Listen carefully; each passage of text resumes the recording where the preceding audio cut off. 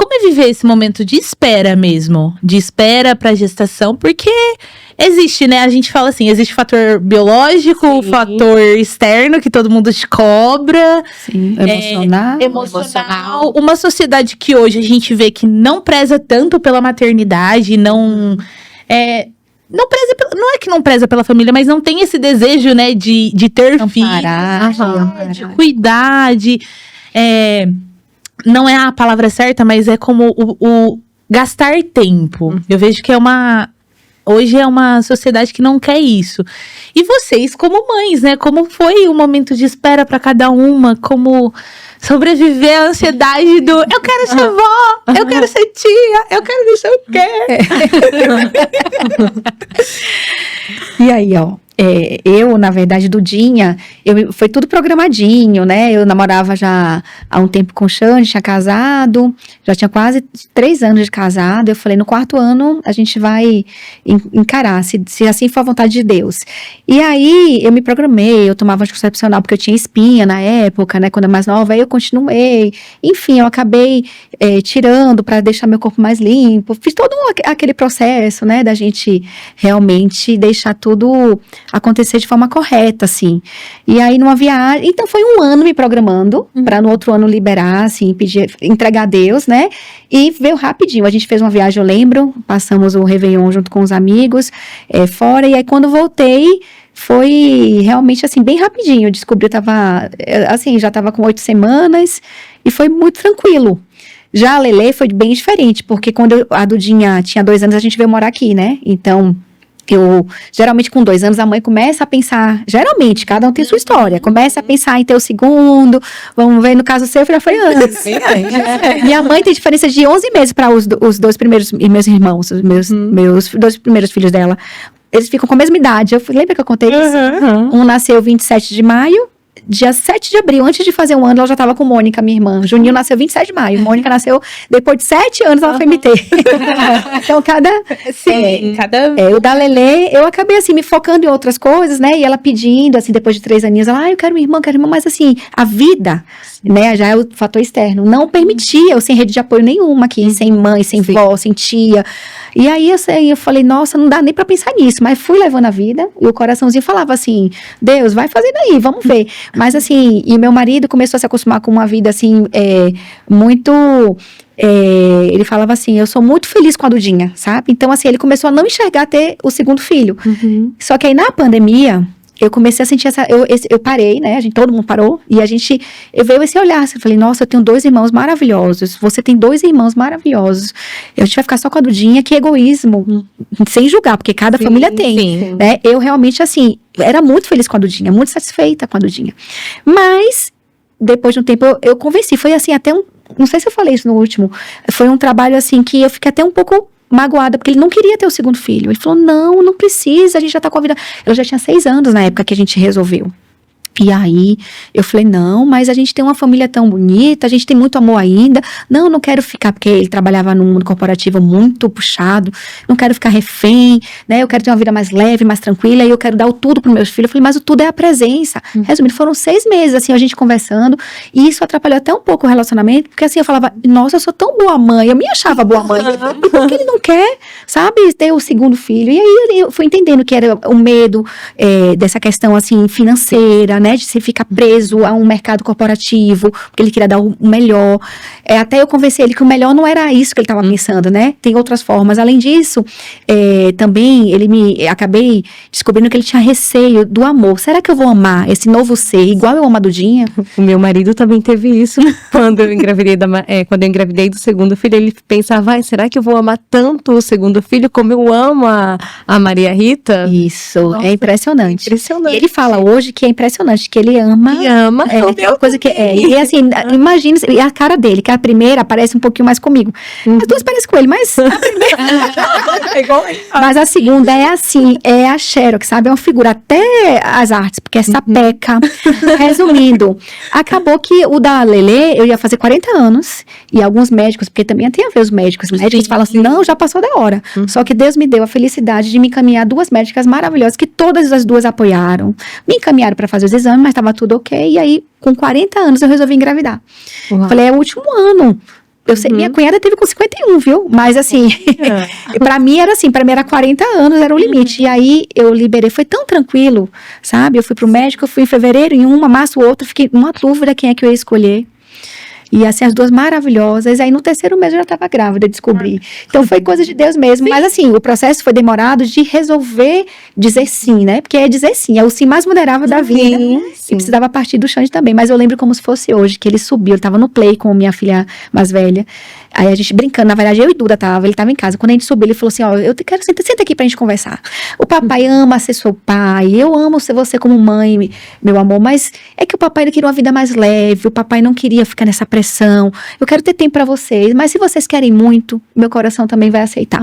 E a gente, resumidamente, o homem não tô brincando. Ele não tinha direito de falar. Isso era lá pra outubro, a gente foi pra Salvador de férias, quando voltamos, que aí eu fui pros médicos, tudo, e aí Deus, né, foi bem generoso.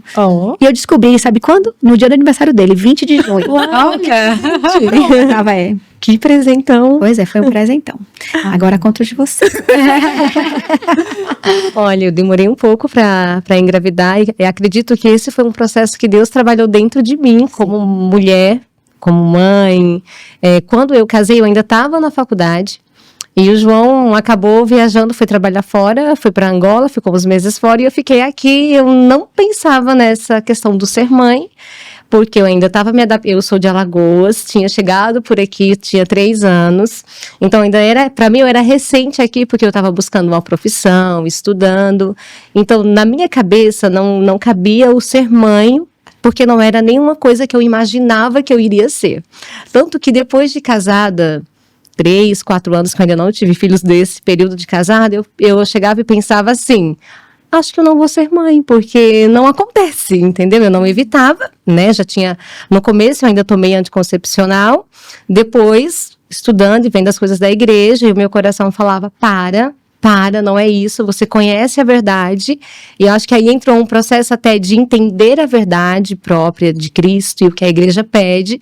Eu parei sozinha de tomar medicação e assim segui alguns anos, e nisso eu acho que um processo aconteceu dentro de mim, buscar entender o que é a maternidade, olhar para a minha família, porque eu venho de uma família grande, somos em 10 filhos, minha mãe teve 10 filhos vivos e ela teve alguns abortos. Olha! E eu comecei a olhar o papel da minha mãe na nossa vida. Somos em 6 mulheres e 4 homens. E aquilo ao longo desses anos foi me tocando, como a minha mãe nos educou, como ela teve... E o meu pai, né, como eles tiveram condição, mesmo pobre, passamos fome lá no Nordeste, e como que eles falam de nós com carinho, com amor, pais que valorizam a vida e não colocaram a dificuldade financeira, nem a dificuldade de vida ali, como algo ruim, tipo, se eu não queria ter esses filhos. Tanto que a mamãe fala que nós somos os 10 mandamentos vivos da vida dela. É como um degrau dela e do meu pai pro céu. E eu falo, gente, que demais. Que demais. Que demais. E esses anos sem ter nenhum filho, né, me fez pensar muito sobre a maternidade. E eu acho que quando chegou no ponto mais perto de ser mãe, Deus foi tocando ainda mais em mim. E a Virgem Maria foi quando eu fui estudando coisas de maternidade, estudar o sono, a alimentação, e algo em mim foi despertando. Falei, gente, mas por que eu quero entender isso? Eu nem tô grávida. E eu ia no médico, eu não tinha nada, meu marido não tinha nada. E acho que no momento que a gente estava com a saúde muito boa também, treinando, um entrosamento ainda melhor no nosso casamento, veio a Maria Rita. E eu falei, eu quero mais filhos. Quando a Maria Rita nasceu, eu já sabia que eu queria mais, porque eu estava muito aflorada para isso. Sim. E ainda estou. A gente está no 2º filho, depois de 8 meses da Maria Rita, eu já engravidei do João. Ele já veio de um parto prematuro, né? A gravidez muito próxima, já teve uma complicação. E aí veio um medo, né? Inseriu um novo medo em mim. Antes da Maria Rita, eu tinha um medo de ser mãe. Como que eu ia ser mãe? Eu achava que eu não tinha vocação de ser mãe. Daí ela nasceu, eu falei, não, eu tenho vocação de ser mãe, porque a menina nasceu, Deus vai estar aqui. Se tá aqui, Deus vai dar, o filho vai dar a graça, né? Vai me dar essa graça de ser mãe.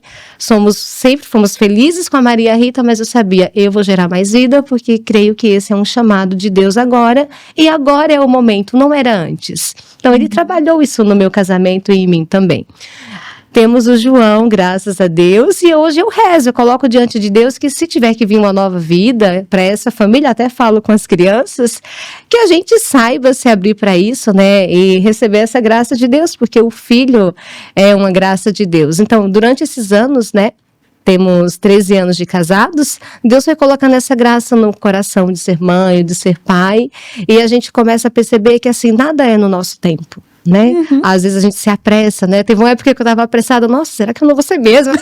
Eu não vou ser mãe, eu sou infértil. E eu não sabia de nada, porque nos meus exames não tinha infertilidade. Eu falei, Deus, mas Deus não quer, porque não só é a questão de infertilidade. Às vezes não acontece, sabe? Vocês que são da área aí, mais do que eu, vocês vão conseguir falar bem melhor. Mas eu falo, gente, não acontece. Então é que Deus não quer, sabe? A resposta é Deus não quer, não é o tempo de Deus. Então a gente esquece essa pressa, né? Não se coloca nessa cobrança e a graça de Deus nos alcança e acredito que a melhor resposta é quando você se deixa alcançar por essa graça, sem querer apressar essa graça, que aqui está o nosso erro, a gente quer apressar a graça de Deus para a nossa vida, mas ela chega, né? Ela chega na hora que é o momento para a nossa vida. Eu aprendi uma coisa nesses anos com as crianças, Deus não erra o momento de dar graça.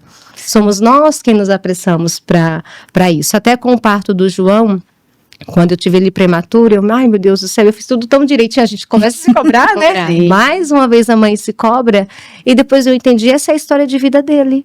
Sim. Essa é a história de vida dele. É assim que Deus fortalece essa alma. É assim que eu vou contar sobre ele, quando eu for no médico. É assim que eu vou falar da vida dele, do quanto ele superou estar ali dentro da UTI. Esse é o histórico de vida dele. Tanto que agora ele passou por uma cirurgia de uma artrite séptica, que eu jamais imaginei que ele fosse passar tão pequeno, né? Ele tinha 2 anos, né? Foi agora recente. Eu falei, gente, não conheço o que é artrite séptica. O menino vai ficar 21 dias internado e mais uma vez Deus me dá como uma resposta. Essa é a história de vida dele. Sim. É assim, então, cada filho também vai trazendo traços da sua própria história. E nisso a gente também vai descobrindo uma outra coisa como mãe. A gente vai se fortalecendo e a gente vai vendo que Deus vai dar a graça conforme cada situação que a gente vai passando. Então eu falo, gente, é uma graça imensurável e intocável, porque Deus vai nos colocando diante de situações que a gente não imagina que vai passando. E por mais que sejam simples, às vezes um bebê nascer antes é uma coisa simples. Às vezes pode ser um contexto simples, vai para a UTI. Só que para a mãe, para a família, aquilo é uma coisa grave. Para os médicos, às vezes, não, tá tudo normal, seu filho nasceu bem. É praxe. Aí o Joãozinho caiu, eu levei, é uma artrite séptica. Tanto que na primeira crise que ele teve, vocês estavam lá comigo, lá no escritório. Eu levo para o hospital, não, é uma coisa comum, é normal, mas para o pai e para a mãe é uma coisa que a gente não domina, é grave. Aí a gente percebe 2 dimensões. Aquele que é sabedor do conhecimento, que domina todas as ferramentas, e nós, que estamos diante do problema que não sabemos. A mesma dimensão entre nós e Deus. Para a gente há um problema, mas para Deus, ele é o que sabe tudo. Não Ele que tem a resposta. Ele tem a resposta, não é um problema tão grande. Então, nesses contextos que a gente foi passando, que eu fui entendendo, cara, Deus nos dá a graça para tudo, né? E às vezes é um grande problema, porque a gente só olha para essa situação emergencial, né? De como resolver. E ele está muito além, ele está nos dando um problema pequeno e nos dá uma graça muito maior. Né? Então, essa formação assim, de ser mãe, do cuidado, a gente, por mais que a gente leia, a gente estuda, ela nos dá um embasamento, assim, nos dá alguns critérios. Ela nos dá critérios para seguir, mas ela não nos forma de fato, porque a realidade sempre se impõe ao que vai acontecer na nossa vida.